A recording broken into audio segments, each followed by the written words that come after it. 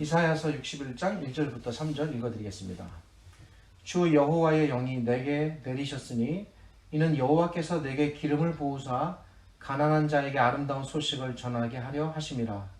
나를 보내사 마음이 상한 자를 고치며 포로된 자에게 자유를, 갇힌 자에게 노임을 선포하며 여호와의 은혜의 해와 우리 하나님의 보복의 날을 선포하여 모든 슬픈 자를 위로하되 무릇 시온에서 슬퍼하는 자에게 화관을 주어 그 죄를 대신하며 기쁨의 기름으로 그 슬픔을 대신하며 찬송의 옷으로 그 근심을 대신하시고 그들이 의의 나무 곧 여호와께서 심으신 그 영광을 나타낼 자라 일컬음을 받게 하려 하심이라. 조금 전에 함께 읽으셨듯이 오늘 본문은 1절부터 3절입니다. 이 가운데 1절과 2절은 지난 주일에 잠시 살펴보았습니다. 그런데 지난 주일에 살펴본 1절과 2절의 내용은 사실 1절과 2절을 온전히 다 살펴본 것이 아니었습니다.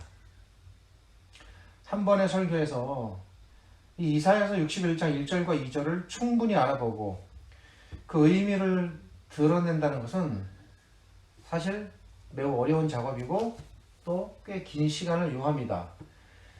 그래서 아셨을지 모르겠지만 지난 주일에는 1절과 2절의 의미를 사실 서론적으로 그리고 조금 1차적으로 알아보았고 오늘은 이 1절과 2절이 말하려는 사실을 이제 다 본격적으로 알아보려고 합니다. 그러니까 오늘 설교는 지난번에 드린 그 1절과 2절에 대한 설교의 후속편 2차라고 볼 수 있습니다. 그리고 이 1절과 2절을 잘 살펴봐야 3절이 주는 의미와 내용도 알 수 있습니다. 그렇게 1, 2, 3절을 살펴보겠습니다. 잠깐 지난 주일의 기억을 더듬어 보겠습니다. 하나님께서 이스라엘 백성에게 기쁜 소식을 주셨습니다. 그 소식은 기록된 구절대로 가난한 자에게 아름다운 소식을 주시는 것과 마음이 상한 자를 고치시는 것, 또 포로된 자를 자유롭게 하시는 것, 그리고 갇혀있는 자가 볼 수 있게 되리라는 것이었습니다. 매우 시적이고 비유적인 표현들이지만 이 표현들을 통해서 하나님께서 자기 백성들에게 크나큰 위로와 구원과 회복을 주실 것이다 라는 그런 내용들이었습니다. 오늘 이어서 생각해 보려는 것은 그렇다면 실제로 이스라엘 백성에게 이 이사야 선지자에게 주신 이 말씀처럼 기쁜 소식이 실제로 그들에게 주어졌는지, 그 일이 실제로 일어났는지,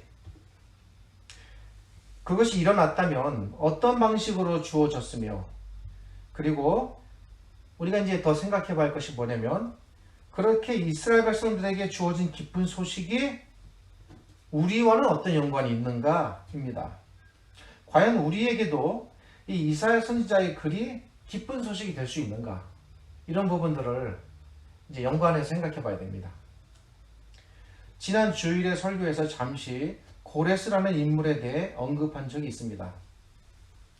이사야서 45장 1절을 보면 사실 이 구절 지난 주일에 소개했는데요. 이런 말씀입니다. 나 여호와는 나의 기름 받은 고레스의 오른손을 잡고 열국으로 그 앞에 항복하게 하며 열왕의 허리를 풀며 성문을 그 앞에 열어서 닫지 못하게 하리라. 언뜻 보면 이게 무슨 말인지 잘 이해가 안 될 수 있습니다.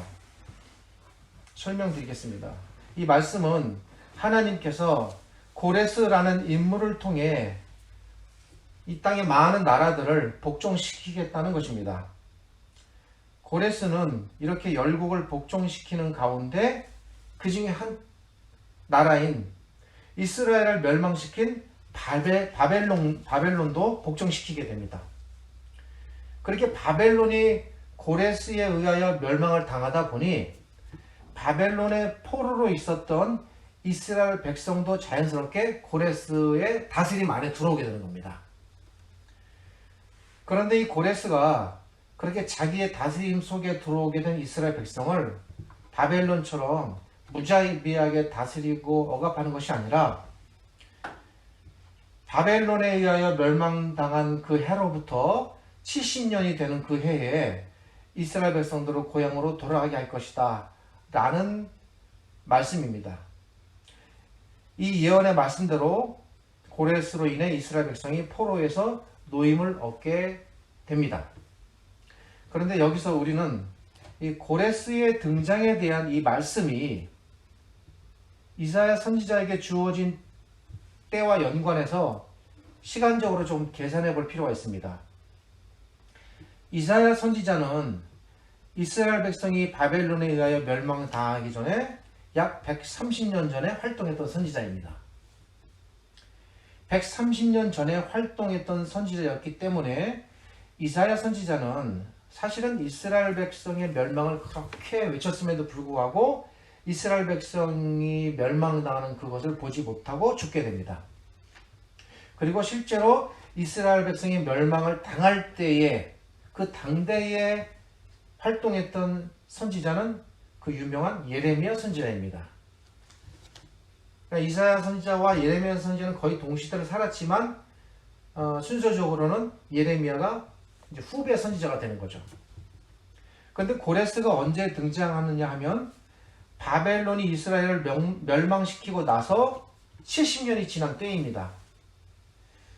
그러니까 이사야서에 기록된 이 고레스의 등장에 대한 예언의 말씀은 약 고레스가 등장하기 200년 전에 주어진 말씀이 됩니다. 그러니까 130년 후에 멸망당하고 멸망당한 후부터 70년 후니까 200년이 됩니다. 정리하면 이렇습니다.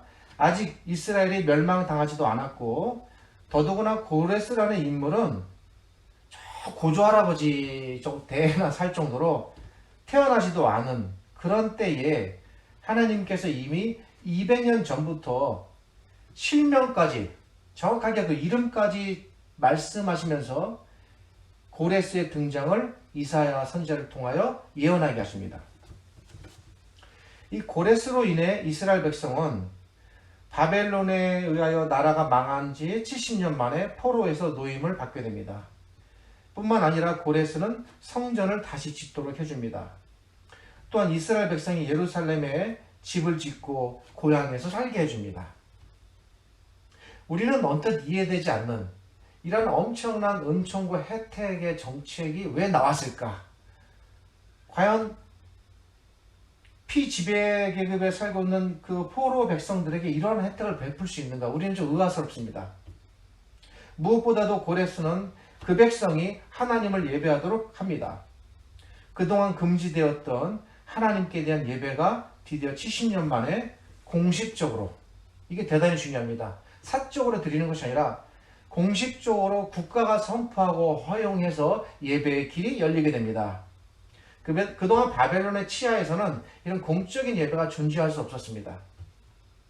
이스라엘 백성의 포로 귀환과 그리고 그들이 예배할 처소인 성전의 재건축, 그리고 모든 예배의 제도와 규례의 허용, 이런 것들이 전적으로 다 고레스라는 이 바사의 왕, 우리가 아는 페르시아, 이 왕에 의하여 이루어지게 됩니다. 이스라엘 백성들 입장에서 봤을 때 그렇다면 이 고레스는 마치 하나님께서 자기들을 구원해 주기 위하여 보내신 구원자와도 같은 존재였을 것입니다. 이사야서의 여러 곳을 읽어보면 장차 나타날 이 고레스를 구원자로 묘사합니다. 구약의 선지서들이 이렇게 고레스를 구원자로 묘사하는 이유는 바로 고레스가 펼친 이 정책들이 전부 다 이스라엘 백성들을 구원하는 그런 정책이었기 때문입니다. 그런데 지금 제가 왜 고레스 얘기를 지금 이렇게 하고 있을까 생각해 보아야 합니다. 잘 생각해 보십시오. 하나님께서 이사야서 45장에서 고레스의 등장과 그가 장차 할 일에 대하여 이미 말씀하셨습니다. 거기에 45장입니다. 그리고 약간 이해가 안 되는데 46장부터 60장까지 줄기차게 이스라엘 백성에 대한 심판과 경고의 말씀이 쫙 주어집니다. 약 15장에 걸쳐서. 그러다가 다시 이사야 61장, 그러니까 오늘 본문입니다. 이 61장부터 하나님께서 60장까지 말씀하셨던 그 심판을 거두실 것이라고 말씀하십니다.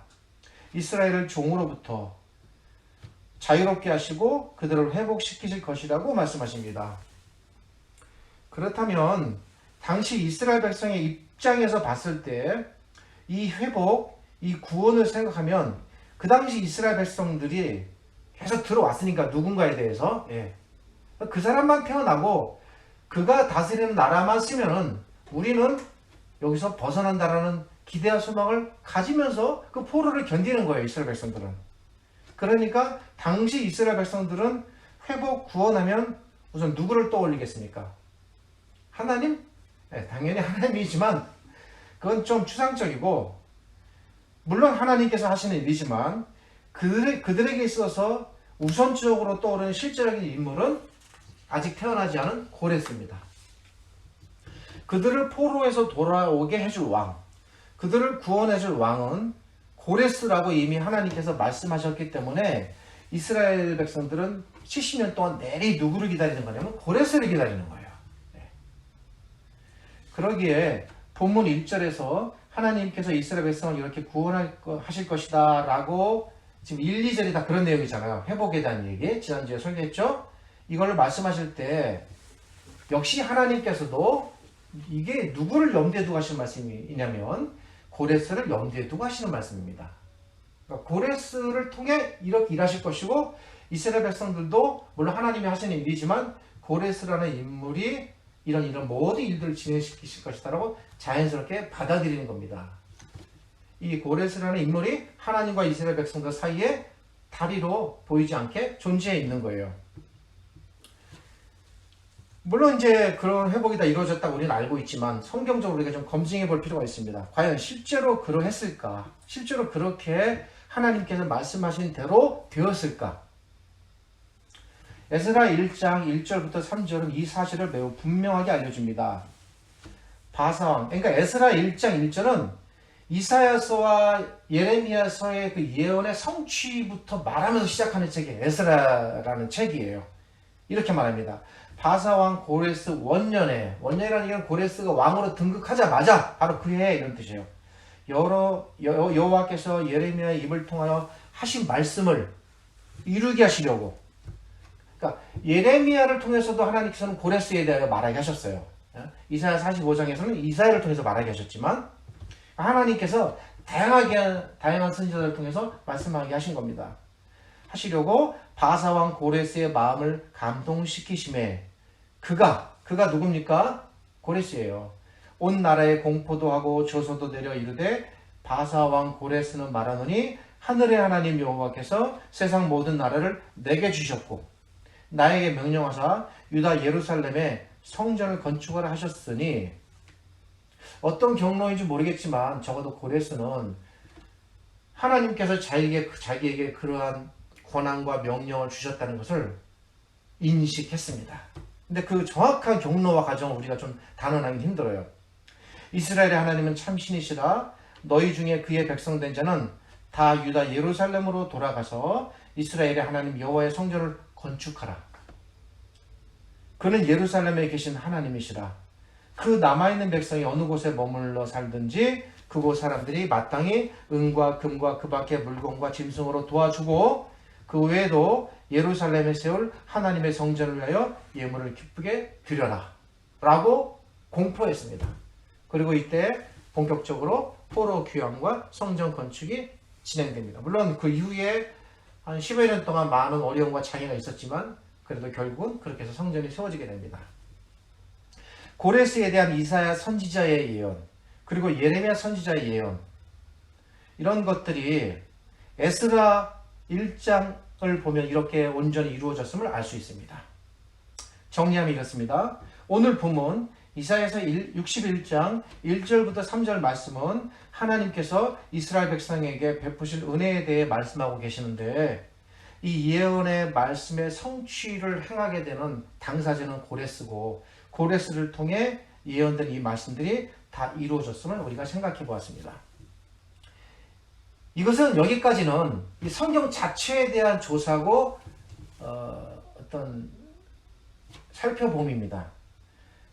이제 여기서 우리가 한 가지 더 생각을 발전시켜야 될 부분이 있어요. 그것은 그렇다면 이 고레스와 연관된 이 말씀이 당대 이스라엘 백성들에게 이루어졌고 그래서 그들에게 기쁨과 회복을 주었다면 이것이 우리와는 어떤 연관이 있는가예요. 그저 막연하게 이렇게 복 주셨으니 우리도 복 줄 것이다. 그게 막연하게 물론 기대할 수는 있겠죠. 그러나 하나님께서 어떤 말씀을 주실 때 그렇게 막연하게 하나님께서 두리뭉실하게 주시지 않습니다. 분명히 어떤 논리적인 연결이 있습니다. 이 고레스를 통해 이스라엘 백성에게 남김없이 이 말씀이 주어졌다면 우리에게는 무엇이 남아있는가라는 거죠. 이런 질문을 해야 됩니다. 고레스와 우리는 사실 아무 상관이 없는 관계예요. 알지도 못합니다. 그에게 우리가 어떤 뭘 받은 거 없습니다. 그런데 고레스를 통해 이스라엘 백성을 구원해 주실 것이라는 이 성경의 말씀이 우리와는 어떤 연관이 있는가이죠. 이런 질문들을 아니할 수 없습니다. 관련 없어 보이지만 시대를 훨씬 뛰어넘어서 이야기를 해보겠습니다. 어느 날 예수님께서 안식일에 나사렛이라는 동네의 한 회당에 들어가셨습니다. 그리고 사람들 앞에 나가셔서 안식일의 규례대로 회당에 앉으셨습니다. 그리고 한 성경을 펼치셨습니다. 우리가 생각하는 이런 책은 아니고 두루마리 형식으로 된 히브리어 원전 성경입니다. 우연히 펼치시게 된 것이 아니라 일부러 두루마리를 펴서 그 부분을 의도적으로 찾으셨습니다. 그리고 찾아 읽으셨습니다. 예수님께서 그렇게 일부러 찾아서 읽으신 구절이 어디냐면 우리가 오늘 본문으로 살펴본 이사야서 61장 1절부터 3절입니다. 이 부분을 다 읽으신 예수님께서 이렇게 말씀하셨습니다. 이 선지자의 글이 오늘날 너희 귀에 응하였다. 이렇게 기록된 부분이 누가복음 4장 21절입니다. 여기서 오늘날 너희 귀에 응하였다라는 이 말씀이 무슨 뜻일까요?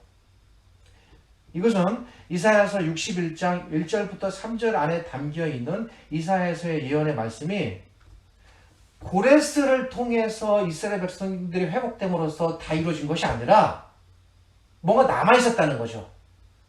이루어졌다 하나 아직 다 안 이루어졌었어요. 그런데 그것이 비로소 그리스도를 통해 이루어졌다는 사실을 선포하시는 겁니다. 그러니까 적어도 구약시대까지는 미완성의 성취였던 거예요. 예수님께서 오셔서 비로소 이사야서 61장 1절부터 3절에 담겨있는 이 예언의 말씀이 성취되었음을 예수님께서 선포하시는 겁니다. 물론 고레스를 통해 이스라엘 백성이 포로에서 돌아오고 성전도 다시 짓고 그렇게 해서 역사적으로 성취되었지만 그 성취는 이사야서 61장 1절부터 3절의 말씀이 이루려고 하는 하나님께서 처음 이 말씀을 선지자에게 주실 때 하나님께서 품고 계셨던 하나님의 계획, 그 속에 있었던 궁극적인 성취가 아니었음을 알게 되는 거예요. 고레스에 의한 이스라엘 백성의 구원은 이사야서 61장 1절부터 3절이 말하려고 하는 궁극적인 성취가 아님을 우리가 비로소 깨닫게 됩니다. 고레스에 의한 성취는 이런 겁니다. 그러니까 장차 고레스 같은데 비슷해요. 어떤 면에서 겹치는 부분도 있습니다. 고레스 같긴 하지만 그러나 고레스를 훨씬 뛰어넘고 고레스보다 더 크고 더 위대한 어떤 분이 나타나 마치 고레스가 그 옛날 했던 것처럼 하나님의 모든 백성, 고레스는 이스라엘 백성을 부분적으로 회복시켰죠. 그러나 이분은 그게 아니에요. 이 온 세상에 있는 하나님의 모든 백성을 다 구원해내시고 다 건져내 주실 것을 보여주는 겁니다. 이런 면에서 고레스에 의한 이 성취의 사건은 장차 그리스도께서 이 땅에 오셔서 고레스처럼 그렇게 성취할 것을 미리 보여주는 맛보기라고 볼 수 있습니다. 제가 쉽게 이해를 돕자면 그래서 이걸 제가 그냥 편의상 명명하기를 맛보기 성취다 이렇게 했습니다. 이 맛보기 성취를 우리가 조금 쓰는 어렵지 않은데 사실 이제 뭐 그래도 제가 소개하자면 우리가 쓰는 조금 어려운 용어로 모형적 성취라고 이렇게 말합니다. 모형적 성취. 이 모형적인 성취라는 말이 전문적인 용어이기는 하지만 별거 아닙니다. 미리 맛보게 하셨다는 겁니다. 우리가 음식 먹을 때 식탁에서 본격적인 식사를 하기 전에 잘 들으세요. 미리 음식의 맛을 봅니다. 간이 맞는지 맛이 어떤지 내가 만든 음식이 먹을 만한 음식인지 시식을 합니다. 그리고 맛이 안 들면 조절하겠죠? 맛이 마음에 쏙 들면 차려야 됩니다. 이렇게 차려진 음식은 맛에는 변함이 없습니다. 그러나 다른 게 있습니다. 뭡니까? 음식의 양과 식감과 그 음식을 먹었을 때 느끼는 풍족감, 배부름, 행복감 이런 것들은 맛본 음식과는 비교할 수 없는 거예요. 풍성하게 차려진 음식이 먹는 사람을 배부르게 하고 행복하게 해줍니다. 맛 아무리 많이 와도 배부르진 않잖아요. 모형적 성취라는 것이 이런 원리입니다. 원리적으로 볼 때 고레스에 의한 이스라엘 백성의 구원과 예수 그리스도께서 이루신 구원이 공통적으로 하나님의 구원을 나타낸다는 측면에서는 같지만 이게 뭐냐? 그 맛은 같지만 이거예요. 그 맛은 같지만 그러나 그것이 주는 구원의 깊이와 양과 풍성함과 그 찬란함은 비교가 안 된다는 겁니다. 맛보기 음식 아무리 맛봐도 그거 가지고 식사가 안 됩니다. 배부르려면 앉아서 본격적으로 식사를 해야 하겠죠. 밥 한 공기 뚝딱 해치워야 됩니다. 고레스에 의해 이루어진 구원이 당시에 아무리 대단하고 그들에게 감동적이었어도 이것이 하나님께서 우리에게 주시는 이 땅의 백성에게 주시는 궁극적인 구원의 종착지는 아니었습니다. 그것은 장차 그리스도께서 이루실 구원이었습니다. 그걸 구약시대에 잠깐 한 숟갈 떠서 맛보게 하시고 이제 내가 이렇게 구원할 거다 가르쳐 주시고 그 본격적인 구원과 회복의 그 시대를 여셨으니 그것이 바로 예수 그리스도를 이 땅에 보내신 사건입니다. 맛보기와 본 식사가 비교가 안 되듯 고레스와 예수 그리스도가 비교가 안 되는 것입니다. 하나님께서 그러한 맛보기와 같은 고레스의 구원을 이 성경에 기록하게 하신 목적이 무엇일까? 그것은 이 정도 되면은 이사야 선지자 이 글이 우리와 연관이 된다는 가능성을 알 수 있겠죠? 너희가 장차 이러한 구원을 더욱 풍성하게 푸짐하게 마음껏 먹고 누릴 것이라는 것을 알려주시기 위함입니다. 구약시대 백성은 한 수저 맛보고 행복해했다면 우리는 항상 한상 가득히 차린 음식을 마음껏 먹고 행복감에 배부르게 되는 것입니다. 그러한 구원의 풍성함, 거룩한 식탁을 마음껏 먹고 누리고 그것이 너에게 주어질 것이라는 것을 알라고 하나님께서 이 예언의 말씀을 기록하여 우리 손에 쥐어준 것입니다. 예수 그리스도께서 죄를 용서하시고 사망과 죽음에서 우리를 영원히 건져내시고 사탄의 그 무서운 그 포로에서 건져내시고 우리를 장차 영원히 하나님의 나라에 들어가게 하시고 우리를 또 죽음을 초월하여 부활케 하시는 그리고 우리에게 의와 진리와 생명을 넘치게 주시는 이러한 모든 복들은 이런 유산들은 고레스의 포로 귀향과는 비교 불가입니다. 그런데 하나님께서는 이 놀라운 복들을 어느 날 갑자기 하늘에서 떨어지듯 뚝 주신 것이 아니라 수천 년 전에 선지자의 입을 통하여 예언하게 하시고 그리고 그것을 우리 손에 주셨다는 사실입니다. 그래서 우리가 놓쳐서는 안 되는 또 하나의 매우 중요한 사실이 있습니다. 그것은 이 놀라운 복들의 성취의 가능성입니다.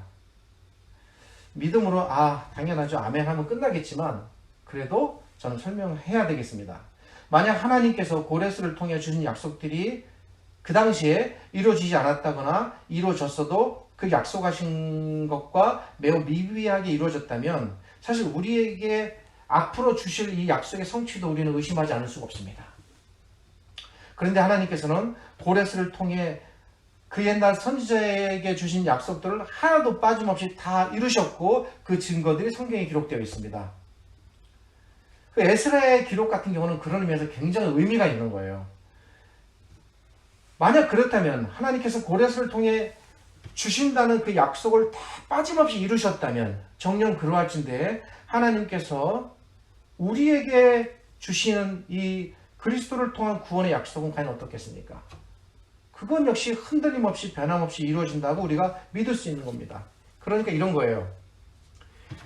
우리가 이제 이사야서를 살펴보는 목적이 여기에 있는데, 고레스를 통한 약속의 성취는, 생각을 정리하십시오. 예수 그리스도를 통해 이루실 구원의 약속의 성취에 대한 보증이 됩니다.